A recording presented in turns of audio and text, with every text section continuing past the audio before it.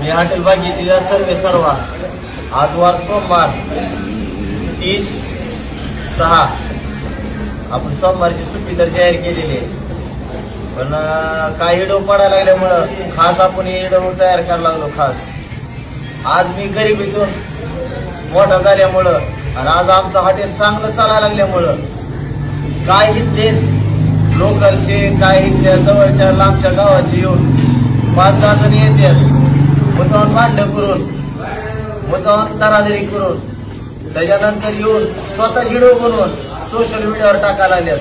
कारण की हॉटेल बदनाम व्हावं, या हॉटेलचं नाव जे पुढे चाललंय ते कसं बदनाम होईल, एखादा गरीब कसा वरी चाललेला आहे त्याला कसं खाली आणायचं, त्यासाठी सगळ्यांनी आम्हाला त्रास द्यायला चालू केलेला आहे.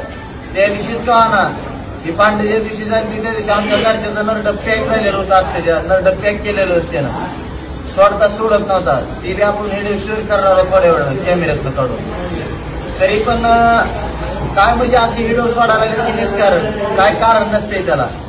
स्वतः भांडण करते तर एक जणाला व्हिडिओ तयार करायला लावायला लागले, त्याचे काय जरूर बी असताना म्हणजे निष्कारण आम्ही जागेवर बी असलो निष्कारण 5-6 जण येते, त्यातला एक जण व्हिडिओ बनवून 5 जण भांडण करायला बघतात आमच्या सगळं. त्याला कारण नसते, त्याला काय नसते.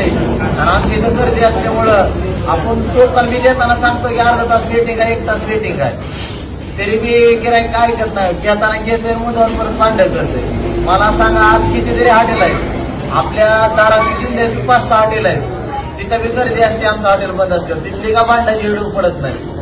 हॉटेल आज कितीतरी ना आमची हॉटेल आहेत त्यांची व्हिडिओ आजपर्यंत का पडली नाहीत.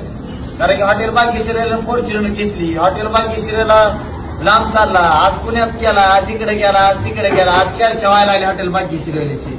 म्हणून निष्कारण त्रास देण्यासाठी कोणीतरी असेच पैसे देऊन खास आम्हाला त्रास देण्यासाठी माणसं पाठवते आणि त्याचे व्हिडिओ परिचयाला काढून दुसऱ्याच्या अकाउंटवरनं फेक अकाउंटवरनं बरोबर किल्पा व्हायरल करते आमच्याच नावाच्या.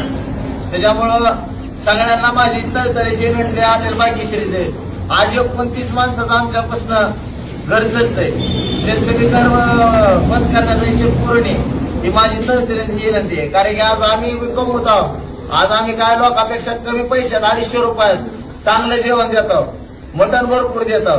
त्याच्यामुळे काय जणाला जळण होते, कारण की लोक पहिल्यांदा 4-2 पीस विकून मटण देत होते, त्याचे 500 रुपये घेत होते.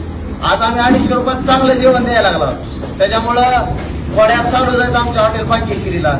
त्याच्यामुळं जे फेक व्हिडिओ टाकायला लागल्यात त्याच्यावर कोणी लक्ष देऊ नये ही तळतळीची विनंती आहे. हॉटेल भाग्यश्री नाद करतो का जेव्हा लागतं हॉटेल भाग्यश्री.